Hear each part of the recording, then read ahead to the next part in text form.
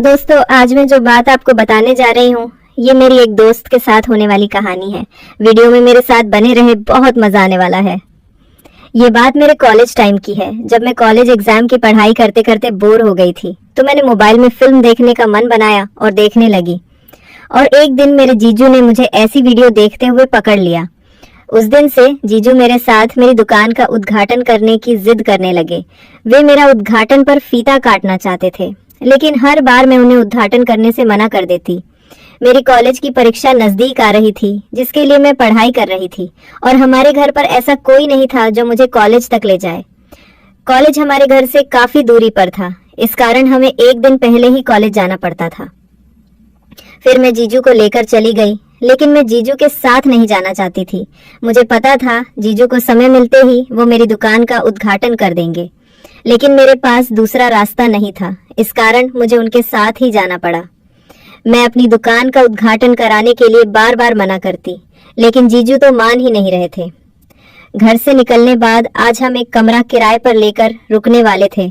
मैं जीजू से 2 कमरे बुक करने को बोल रही थी, लेकिन इधर उधर घूमने के बाद पता चला कि सारे होटल के कमरे बुक हो चुके थे। फिर मैंने और जीजू ने एक ही कमरा ले लिया, और कमरे में जाते ही जीजू ने कहा, अब डिनर करके आराम करते हैं।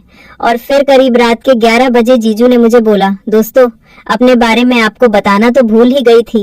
ये कहानी मेरी और मेरी सहेली की है, जिसे मैं दीदी कहती थी। मेरा नाम मीनाक्षी है। मैं अभी 22 साल की हूँ। अभी तक मेरा कॉलेज खत्म नहीं हुआ था। मैं मेडिकल नर्सिंग की पढ़ाई कर रही हूँ। हमारे परिवार में हम 4 लोग थे, लेकिन अब हम 3 ही रहते थे, क्योंकि मेरी दीदी की 7 महीने पहले ही शादी हो गई थी। हमारे घर में मैं सबसे खूबसूरत थी। मेरी दीदी मुझसे थोड़ी काली थी। जब भी मेरी दीदी के लिए कोई रिश्ता आता तो वे लोग मुझे ही पसंद करते थे, लेकिन अभी मैं बहुत छोटी थी और शादी की उम्र भी नहीं हुई थी, और मेरी पढ़ाई भी पूरी नहीं हुई थी। इस कारण मैं उन्हें मना कर देती। 22 की उम्र होने पे लाइफ में काफी कुछ बदलाव होने लगते हैं। कोई अच्छे रास्ते पे चलते तो कोई बुरे रास्ते पे। मैं थोड़ी ज्यादा नहीं थी और कम भी नहीं। कभी कभी जब पढ़ाई से बोर हो जाती तो मैं भी मोबाइल में वीडियो देख लिया करती। इस उम्र में सभी के मन में अपनी दुकान खोलने की ख्वाहिश जगती है। मैं बहुत सीधी लड़की थी, लेकिन कभी कभी मेरा भी मन अपनी दुकान का उद्घाटन करने का मन करता था। एक दिन मेरे जीजू हमारे घर आए। उस रात उन्होंने मुझे मोबाइल देखते हुए पकड़ लिया। तब से वे मेरे साथ बातें करने लगे। बात इतनी आगे बढ़ चुकी थी कि जीजू अब वो मेरी दुकान का उद्घाटन करने की बात कर रहे थे। वे कहते, तुम्हारी दीदी बहुत काली और मोटी है, इस कारण उसमें वो बात नहीं है। तुम बहुत सुंदर हो, तुम्हारे साथ बहुत अच्छा लगता है। लेकिन मैं जीजू को मना कर देती। मैं अपने दीदी के पति के साथ अपनी दुकान का उद्घाटन नहीं कराना चाहती थी। फिर एक दिन हमारे घर पे एक फंक्शन था। उस फंक्शन के लिए कपड़े भी खरीदने थे, तो माँ ने मुझे जीजू के साथ कपड़े खरीदने भेज दिया। हालांकि मैं जीजू के साथ जाना नहीं चाहती थी, लेकिन और जाने वाला कोई नहीं था, तो मैं जीजू के साथ ही चली गई। बहुत सारे कपड़े देखने के बाद मुझे कुछ कपड़े पसंद आए, तो मैं उन्हें ट्राई करने चेंजिंग रूम में चली गई।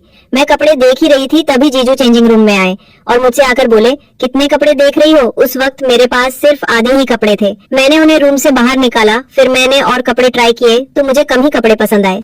फिर जल्दी से शॉपिंग करके हम घर चले गए। जीजू मुझसे एक ही बात मनवाना चाहते थे, मैं उनके हाथों से अपनी दुकान का उद्घाटन करवा लूं। वे कहते, मेरे से अपनी दुकान का उद्घाटन करने में तुम्हें क्या दिक्कत है? लेकिन मैं ऐसा नहीं करना चाहती थी। मेरी कॉलेज की परीक्षा भी पास आ रही थी। मेरी मेडिकल नर्सिंग की परीक्षा थी, लेकिन एक परेशानी थी मेरी परीक्षा की, और इस वक्त हमारा कॉलेज बंद था। सभी बच्चे अपने अपने घर जा चुके थे, फिर भी कॉलेज वाले एग्जाम ले रहे थे। कॉलेज हमारे घर से बहुत दूर था, जाने में करीब 1 दिन लग जाता था। हमारे घर पर मुझे कॉलेज तक ले जाने वाला कोई नहीं था, तो दीदी कहने लगी, तो अपने जीजू को साथ लेकर जा, हमारे पास गाड़ी भी है, तुम्हें जाने में कोई दिक्कत नहीं होगी। फिर मैं और जीजू सुबह ही घर से निकलते। करीब शाम के 4 बजे हम कॉलेज पहुंच गए, लेकिन हम कॉलेज में नहीं गए। हम एक होटल में रहने चले गए। जीजू ने एक कमरा बुक कर लिया। मैं 2 कमरे बुक करवानी चाहती थी, लेकिन जीजू ने मना कर दिया। खाना खाने के बाद जीजू कहने लगे, चलो हम पार्क में घूम आते हैं। मुझे पार्क में घूमने में बहुत मजा आता था, तो मैं जल्दी से मान गई। लेकिन जीजू मुझे पार्क की बजाय किसी जंगल में लेकर चले गए। रात के 9 बज रहे थे। जंगल बहुत ही डरावना हो चुका था। मेरे डर से पसीने छूट गए। जीजू मुझे लेकर घने जंगल में चले गए और जीजू ने कहा, अब तुम्हें मेरी बात मानी ही पड़ेगी। नहीं तो मैं तुम्हें इस जंगल में अकेला छोड़कर चला जाऊंगा। मैंने पूछा कौन सी बात? तो वे कहने लगे, मैं तुम्हारी दुकान का उद्घाटन करना चाहता हूँ।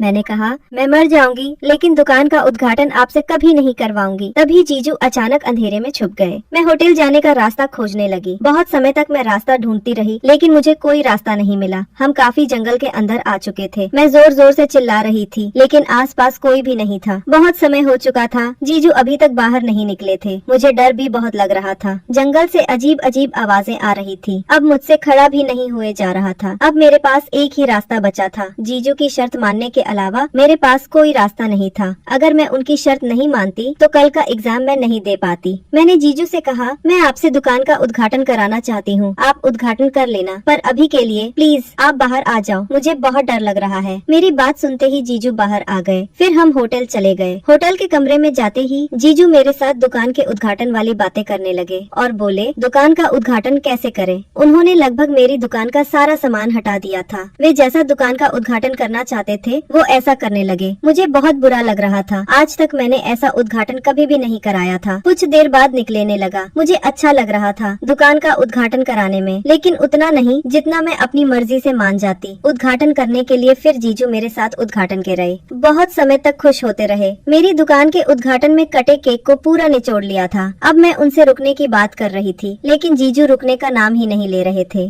तभी मैंने उन्हें दीदी की कसम दे दी तो वे रुक गए। अभी रात के 2 बज रहे थे तो मैं सो गई। सुबह जल्दी उठकर मैंने कुछ पढ़ाई की और नहाकर फ्रेश होकर फिर मैं एग्जाम देने चली गई। एग्जाम खत्म करके मैं जीजू के साथ घर आ गई। उस दिन से मैं जीजू के साथ किसी भी जगह पर नहीं गई क्योंकि वो मुझे एक तो जंगल में अकेले छोड़ दिया था और दुकान का उद्घाटन भी बहुत अच्छा नहीं किया जैसे मैं चाहती थी। अब मैंने जीजू से दूरियां बना ली। जीजू बहुत बुरे इंसान थे, मुझे आज पता चला। तो दोस्तों, ये थी आज की कहानी। आपकी क्या राय है इस पर, हमें कमेंट्स में जरूर बताएं। अगर आपको हमारी वीडियो अच्छी लगी हो तो आप चैनल को सब्सक्राइब करना ना भूलें।